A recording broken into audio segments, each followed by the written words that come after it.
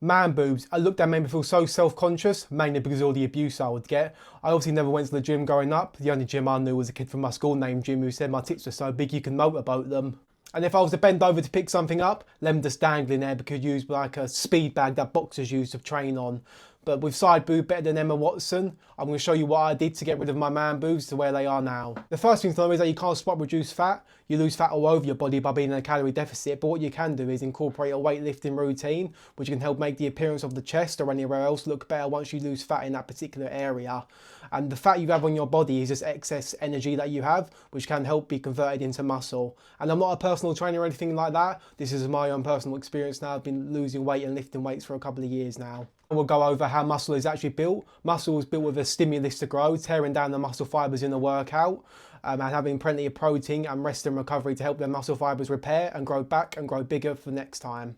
Next then, for your diet, how much protein you actually do you want to then eat for the rest and recovery phase. I'd say 0.8 grams of your ideal body weight. So for example, let's say you're 300 pounds now and your ideal goal is to get down to 200 pounds. 0.8 times 200 is 160. So aim for around about 160 grams of protein per day to help build and retain any muscle mass.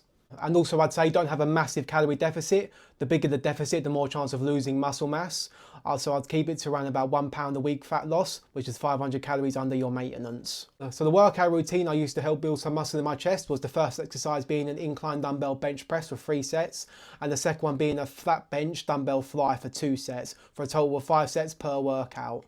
So you don't need 4 or 5 exercises per muscle group. Just doing 2 here for the chest is more than enough, with the incline dumbbell press hitting the entire chest but emphasis to the upper chest, and also the chest dumbbell flies isolating the entire chest with a deep stretch on each exercise. But before you start doing that, you need to warm up first, and what I do personally is I actually do the movement that I'm going to do as my warm up. But what I do is I do it for lighter weights and higher reps to get all the joints warmed up and ready for the movement, which helps limit your chance of injury. So for example, if my incline dumbbell press, the maximum I'm doing for that movement is 25 kilo dumbbells, the 3 warm-up sets leading up to that would be I'll do 10 kilo dumbbells for 15 repetitions, then I'd up that to 15 kilo dumbbells for 8 repetitions, then finally to 20 kilograms for 6 repetitions. Just getting all the joints ready and loose and nice and warmed up before I start going into my working set. So starting with the incline dumbbell press, what you want to do is start with the dumbbells on your knees, flick them back into the top of the movement, arch your back slightly and press. You can either press with your elbows flared or tucked in a little, depending on how it feels to you. Lower the dumbbells below your chest, which provides a deep stretch, which promotes a lot of muscle growth for a brief second, and straight back up and slow on the way down and quick on the way up.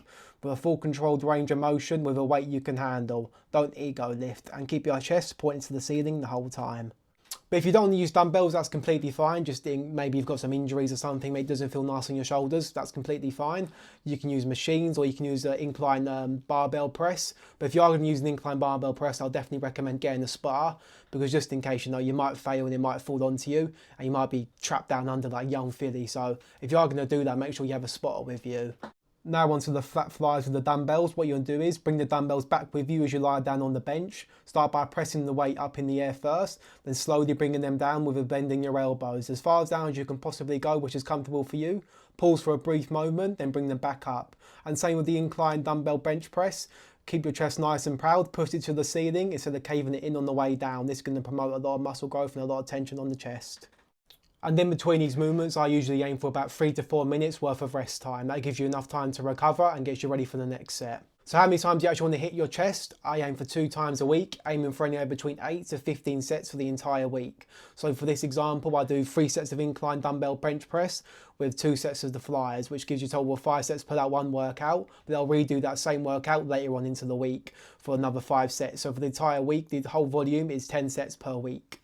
Because volume is not the complete deciding factor of how much muscle growth you're going to get. Instead, it comes down to how much effort you're putting in during them sets. How many reps you want to do for these exercises? You can range between doing 5 and 30 repetitions, but as long as you're training hard during them repetitions and getting close to a point of failure, that's what's going to stimulate muscle growth. And I'll show you an example of what failure training is right now. So here's an example of me doing the incline dumbbell press all the way to muscular failure. But as you can see, it starts off nice and easy. The form's good. The setup was nice and easy for me. I can get the dumbbells below my chest easily, keeping the form good. Chest pointed up to the ceiling the whole time promotes a lot of muscle growth. But as you will eventually see, the rep speed does start slowing down until I get to the point where I physically can't get the weight back up. That's training to failure. You don't need to do this for every single set, but I'd say you have to get very close to it to promote a lot of muscle growth. So aim for near 2 reps shy of hitting the failure point. That will stimulate enough growth. But I would recommend going to failure at least once, just so you know what it feels like. So next, now you have these baseline numbers for these exercises you're doing. What you need to do now is progress these lifts over time to continue to stimulate muscle growth. And that can be either with increasing the reps or increasing the weight on any given exercise. So for example, let's say you're doing the incline dumbbell bench press with the 15 kilo dumbbells for a set of 12, and that's where you get near that failure point we were talking about. The following week after that, you want to either increase the weight, so you can go from the 15 kilo dumbbells to the 18 kilo dumbbells, or you could go from 12 repetitions to 13 repetitions. This is progressive overload, increasing your strength over time and getting stronger up, which promotes more muscle growth. As long as you keep improving and progressing your lifts, over time you will definitely start seeing results. So let's say for example now you start off with the same 15 kilo dumbbells for a set of 12, but in 3 months time you're doing the 22 kilo dumbbells for a set of 8. You'll definitely be bigger and a bit stronger because you're improving your lifts, making that you stronger on that exercise. So definitely make sure to log all your exercises that you're doing with either a notes app or anything like that. There are apps online that you can use. I use a notes app personally to track all my lifts, and make sure you're referring to that every single week, every single workout you're doing, and seeing if you're getting stronger. Next thing I'll go over is muscle soreness. Either later on in the day or the following day, your muscles can feel like they've been to a Michael Barrymore pool party, used and abused. But this is completely normal, especially if you're new to lifting weights. You're not used to that stimulation on the muscles. So being sore is completely normal. And what you do is separate your workouts. Let's say you do a chest workout on Monday, then the next one should be later on the week, so maybe Thursday or Friday. Then a couple of days periods will give you enough time to recover and be ready for the next session. Speaking of recovery, you want to make sure you have a higher protein diet, which we already went through earlier, but also make sure you're having plenty of sleep and lowering stress as much as possible. That's because you've already stimulated the muscle growth, you've turned down the muscle fibers lifting the weights, but now during the recovery phase, this is where the actual growth will happen. Also with that, I'll go over cardio. Don't do loads of high intensity cardio sessions. Go for low impact, something like walking, versus like something like running 4 or 5 times a week. That can impact your muscle growth because it's so fatiguing and so strenuous to do. And also make sure you're doing your weights before your cardio, because that might impact your lifting performance. And the final thing I'll go over is potential improvements to my loose skin. This is because my chest skin isn't really like that stretchy when you look at it normally just standing there, unless I start pulling it around. And I do believe actually trying to fill in that loose skin with muscle has helped the visual look of my chest, especially just standing there normally and relaxed.